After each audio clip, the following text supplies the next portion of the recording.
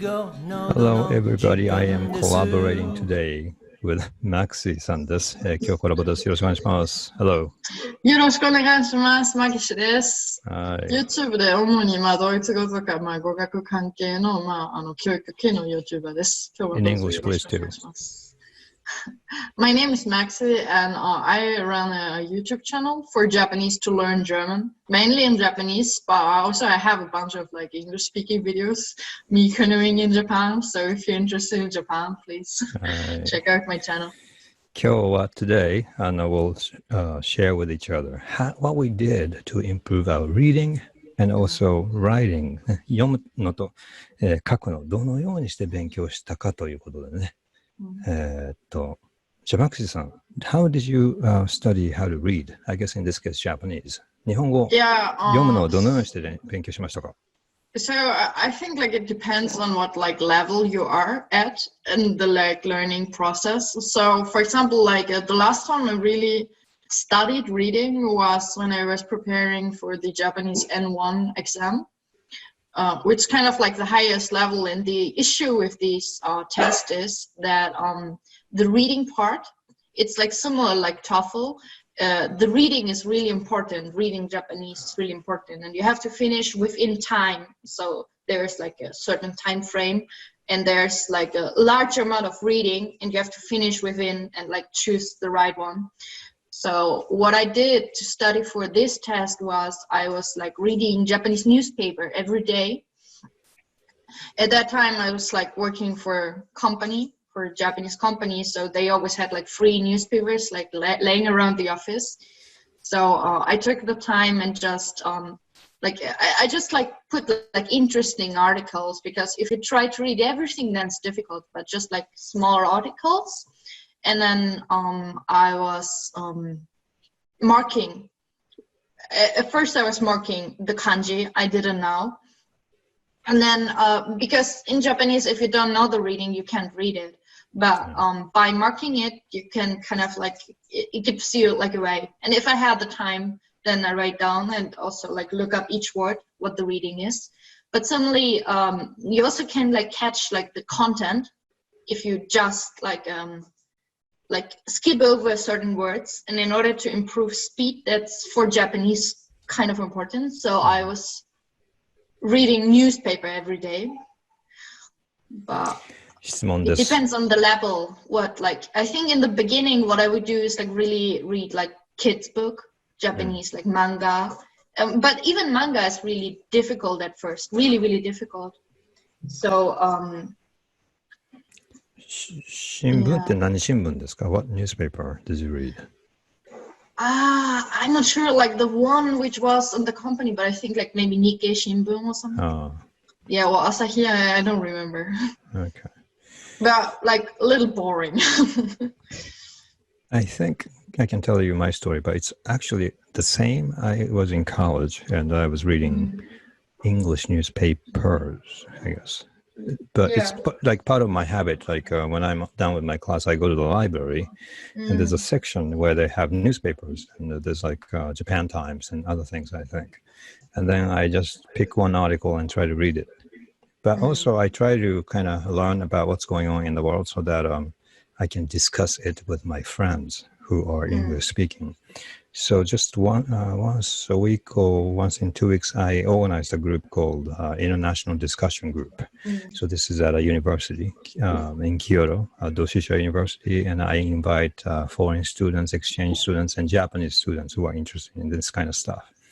So I try to discuss things that we read in the newspaper. So I try to make this reading habit. It's just a habit, or I have to do it every day, but I try to make it into a project. So it becomes meaningful, Because you don't live in Kyoto right now, right? So you organize it global or international. Yeah, that's interesting. Yeah. And Dosha, I think it's it's a really good university. The students are really active and they enjoy to study, I think. 今、関西? Yeah, I live in Osaka right now. 大阪どこですか？大阪からちょっと離れてるんだけど、別に大阪犬がいるんで, so like I live like a little bit far because I enjoy like having walks with my dog. But I know like more about like the system in Tokyo because I was like a long time in Tokyo and I was living near Waseda University and like a lot of my friends are teaching at different universities within Tokyo. So like I have friends on Aoyama Daigakuin or like Joshi-san on the ladies' universities as well. You made a lot of friends. Yeah, like when I was in, I was doing my master degree in Waseda and I was taking Japanese classes. And sometimes people who were doing like PhD or postdoc also joined my class because they were like doing their own research, but they still wanted to learn Japanese. So they joined the language classes. So so some people are like underage students, some people are graduate students, and some people are already researcher, but everyone wanted to learn Japanese. So you really had a nice that's like where we could like become friends. It was cool. 次の質問に行きたいと思います。I'm going to ask you a next question. Yes. 書き言葉というか How did you learn how to write in Japanese? What did you do? Anything effective? For me, it was like really difficult because at first I was in Japan as exchange. And when I came back, I was able to speak Japanese, but I had really like trouble writing because like Japanese spoken language and Japanese written language, it's more, it's beautiful because they're like rules, and usually the Japanese language, like it's working according to the rules compared to, for example, Germany or English or like in Germany you have like a lot of like that's the rule, but in this case ちょっと待ってくださいね。電話が鳴ってるのでちょっと待ってくださいね。sure. But Japanese is like a really strict language in terms of the reading because it's in most cases according to the rules. There are some like exceptions in Japanese, but mostly like the grammar you can just like remember, and it's just the way it is. So there are not so many exceptions. In Germany, like you have like the rules. In Germany, you have the rules, but because it's like so difficult to pronounce, then there are like a lot of exceptions. Okay. Yeah. So I think like it took me a while to like get like less difficult. For example, Japanese learner, they struggle with ga and wa. And as an example, because sometimes you like there are like parts which are left out. Yeah. So, how did you learn how to write like a letter or an essay kind of, writing? I had like a really great teacher when I was exchange at Waseda, and she organized writing class. And in her class, she invited like 30 volunteers, Japanese volunteers who had the time and just wanted to help foreigners to learn Japanese. So every student had like a Japanese person sitting next to them. And we always had like homework to write like a small essay. Okay. And in class, sitting next to the Japanese person, every time we had someone else, but they would correct our Japanese. And correcting each other is helping good. Me. Yeah. So I got like the direct feedback from Japanese. So, and I had like the deadline. It was really nice that she put the deadline of every week. And depending on the level, the amount of writing was like it depended. So now, but still it's difficult for me to write like a long-term essay in Japanese. It takes like a long time for me. In English, it's like really easy. But in terms of Japanese, step by step. And always like putting a deadline. If you don't have a deadline, you like never finish your writing assignment, I would say. I can share with you mine. When I was in college, I tried to write a letter to the newspaper because Japan Times always welcomed letters to the editor kind of thing. So I read the newspaper and I write something, one page, and then send in. They published my short ones, like 3 or 4 times, and it was really motivational because I have a goal. I write something, and then I hope that it gets into the newspaper. Yeah. So you kind of create a task or goal for yourself and try to achieve it is probably. So I guess even for reading, I try to make it into a project. So even this writing is like, okay, this is a project, project-based learning. I think that's what I did. Yeah, like I mean, it depends. So, for example, in my company, we just had Nikkei Shimbun, but I mean, depending on what you want to write, it's more easy for you in the beginning to don't like write about different topics such as like politics or like economy, which is quite interesting. But it depends much more skills. Yeah. So like just to choose like some kind of topic which is more easy, for example, like fashion or food or travel, or like comparing like Japanese culture to foreign culture. Yeah, so what you're like most confident in to write about it, it's like it makes it much more easy. Reading and writing are really difficult, and you really have to train yourself. Speaking is kind of fun, and you kind of enjoy the process of speaking and listening and enjoying conversation. But I feel like reading and writing are something else, and you need to be disciplined. Yes, same goes for me. I'm always lazy, so I really enjoy like books because I'm really interested in marketing right now because I run my YouTube channel. So I want to learn how to get better at marketing. So most of the really good books about marketing are usually from the US, from the States, but they are sometimes they are published in Japanese. So I bought it in Japanese, but like I just get angry because it takes me so long to read, and then like I give up and read it in English. Because in English I can read 500 pages in like 3 days if I want to, but in Japanese it would take me like 2 weeks at least. So sometimes I get just lazy, and if it's available and reading in English, I just read it in English. Yeah. But I really enjoy if there are like some reviews online about Japanese books. So if I get like excited about it, or my friend told me, oh, it's so good, you should read it in Japanese, and then I get like, oh, I want to read it in Japanese. And also essays, so like short, like reading like 300 pages in Japanese, sometimes you get like really frustrated. But if you have just 50, then you're like, okay, I can do it. I want to share with you, when I was a slower reader of English, I was relying more on grammar, like a relationship between words. But now I can read English just like I'm reading Japanese. I'm not even using my grammar. I just kind of look at words. And if I pick up a newspaper, and I'm just looking at words, and I'm not really thinking of relationship between words, because I quickly realized, okay, there's a let's say there's a verb, have. Have is have wherever it appears, actually, or a pen. Pen is a pen wherever it appears. So why do I have to rely on grammar? If I look at pen, that means pen is how I feel now. But before I was kind of reading, thinking, okay, have, or the next line, maybe there's a noun. Oh, I found the noun, okay. And this is an adjective, that kind of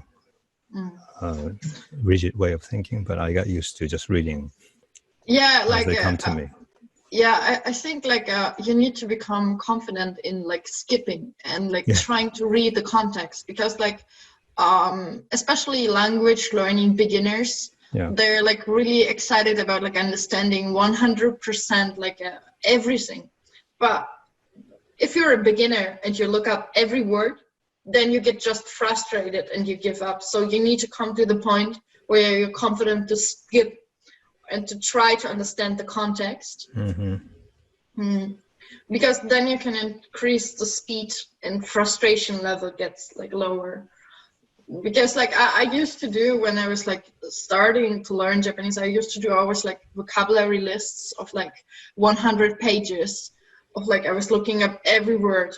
But like you just stop and you get on a point where you like can't like keep reading. So I think like just the process of like to keep reading, and then like you get at the point where you can like hear the sound in your head, and then you get like to the point where you can actually understand. Yeah. I feel like for Japanese, I would love that Audible is more popular in Japan. It's still like a what is it? Audible? Yeah, it's like a Amazon you company. listen to it. Okay. Yeah. Where someone is reading like I don't have a Japanese mom, but like that someone is reading out for you stuff. Because I feel in the reading process there are like two levels. The first level is you have a book and someone read it for you, and you just like get used to like the speed of like the language. And the other level is that you actually just read it by yourself and still get like the picture, like the melody, I would say. To me, it's funny. When I was learning how to read English, I felt like speaking and reading are completely different things. But I speak Spanish and I don't really read. But when I try to read, it's just the same as listening. It's weird. Reading is the same as listening, because maybe Spanish is like a phonetic language. It's just written as is. So it's really strange. People in Japan say, "Oh, we have to practice reading." But I never read Spanish, but when I read, I understand it. Yeah, I feel like Japanese, they put too much effort on reading correctly and learning grammar, because if they do so, they become good at reading and writing essays, or like get a good score at like tests such as TOEIC or TOEFL, which you need in order to enter university in Japan. So if you're Japanese and you want to go to a Japanese university, well, that's what you have to do.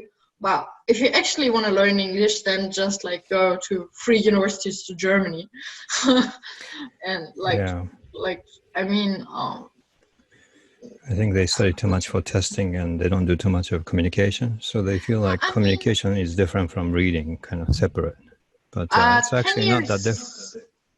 Ago, I was in a Japanese high school, and they have like a really good program for like a long time, which is called like the JET program, where they invite American or I'm familiar with that. Yeah. And so if you have like a foreigner teaching English in a Japanese class, they're often more like flexible of introducing classes like communication style classrooms.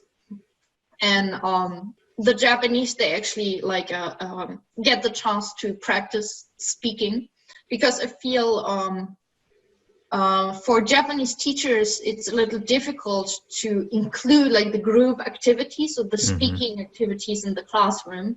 But the foreign teacher is like really good at helping to make it like a communicative approach, I would say. I think Japanese people tend to think, okay, there's this communication in English and other activities such as reading, but to me they're the same thing, especially in Spanish. And even in English, they must be it's not that different, reading and speaking. It's just the same language.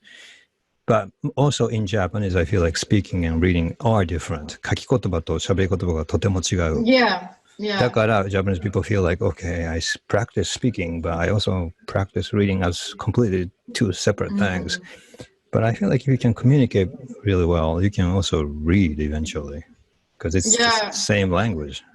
Especially in English, written language and spoken language use basically the same grammar, I think.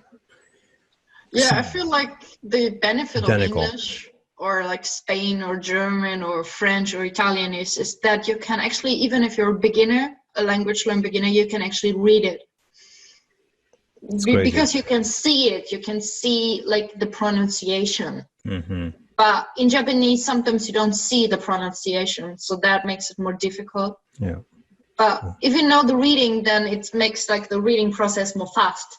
You know what's weird in Japan? If you go to a bookstore, there's the entire English study section, and there's a listening section, listening practice books.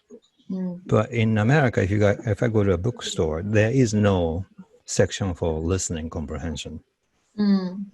because I think listening, speaking, reading, it's the same thing almost, and they don't really separate listening as an independent activity, I believe. Yeah, I mean, because Japanese people tend to separate all these things: listening, reading, and speaking, and writing. I always struggle to find like a good textbook or a good